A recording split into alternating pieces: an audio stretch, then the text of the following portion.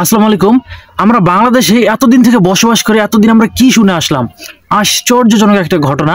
আপনি যদি শুনেন আপনিও অবাক হয়ে যাবেন যে দেশে এখন প্রায় ৬ কোটি মানুষ দরিদ্রের উচ্চ ঝুঁকিতে রয়েছে। অর্থাৎ ৬ কোটি মানুষ, এটা কি আপনি খুব সহজভাবে নিচ্ছেন? ঢাকা, চট্টগ্রাম, খুলনা, রাজশাহী এইসব জেলা মিলে যত মানুষ থাকে তার থেকেও বেশি মানুষ আজ টেবিলে ২ বেলা খাবার জোগাড় করতে লড়ছে। গত ২ বছরে ২০ লাখ মানুষ চাকরি হারিয়েছে, আরও ৮ লাখ মানুষ এই বছরে বেকার হওয়ার ভয় নিয়ে রাত কাটাচ্ছে। উদাহরণস্বরূপ যদি আপনাদেরকে বলতে চাই, একটা পরিবারের গার্ডিয়ান যখন বাড়ি ফিরে বলে আজও কাজ পাইনি, তখন বাকি সেই ফ্যামিলির সদস্যদের কেমন ফিলিংস হয় একটু অনুভব করে দেখুন দেখি। হাসি খুশি মুখ কিন্তু মুহূর্তেই তাদের ম্লান হয়ে যায়। বাড়ির সেই ছোট স্বপ্নগুলো, বইয়ের খাতা নতুনে জমা থাকা অথবা স্কুলের ফি, সবকিছু যেন কাঁদতে শুরু করে, তাই না?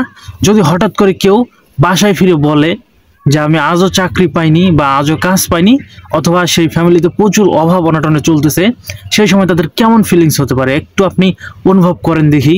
আর আমার এই কথাটা বলার মেইন কারণ হচ্ছে যে আমরা এতদিন থেকে বাংলাদেশে বসবাস করে আসতেছি, আর সব সময় আমরা একটা কথা শুনে আসছি যে বাংলাদেশ উন্নত দেশে পরিণত হচ্ছে।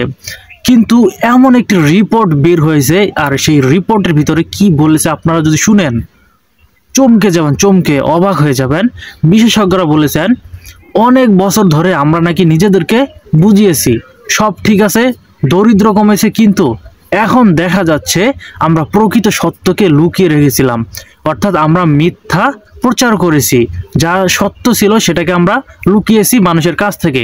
আর তাতে সবচেয়ে বেশি ক্ষতিগ্রস্ত হয়েছে সেই মানুষগুলো যারা আজও দিন শেষে একটি ভাতের প্লেটে জীবনের আশা খুঁজে পায়, অথবা যারা এক প্লেট ভাতে আশা খুঁজে বেড়ায়।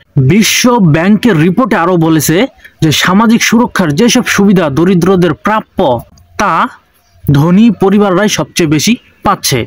মানে যেই সুবিধাগুলো দরিদ্রদের পাওয়ার কথা সেগুলো কিন্তু বেশিরভাগই ধনী পরিবারগুলি পাচ্ছে। সেখানে প্রকৃত সহায়তা প্রয়োজন ছিল, সেখানে অবস্থা এই বৈষম্যের পরিণতি, অর্থাৎ সেখানেও বৈষম্য চলতেছে। যেগুলো দরিদ্রের পাওয়ার কথা সেগুলো পাচ্ছে ধনীরা, অর্থাৎ সেই জায়গাটাও কিন্তু বৈষম্য চলতেছে।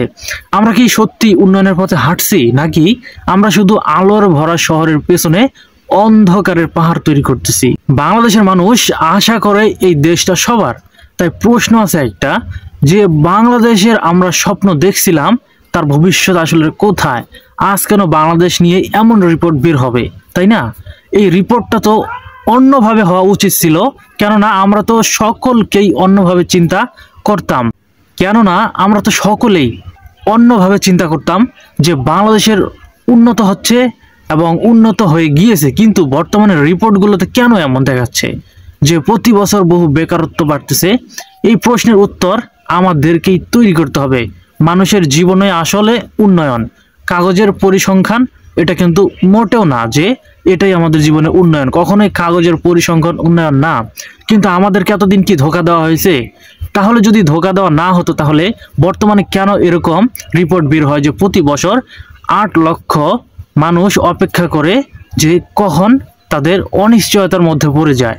আপনি তাহলে এতদিন আমাদেরকে কি বলা হয়েছে যে আসলে আমরা উন্নত শহরের দিকে যাচ্ছি, কিন্তু প্রতি বছর যদি এই রকম ভাবে যদি বেকারত্ব বাড়তে থাকে অবশ্যই সেটা দেশের জন্য বোঝা হয়ে দাঁড়াবে।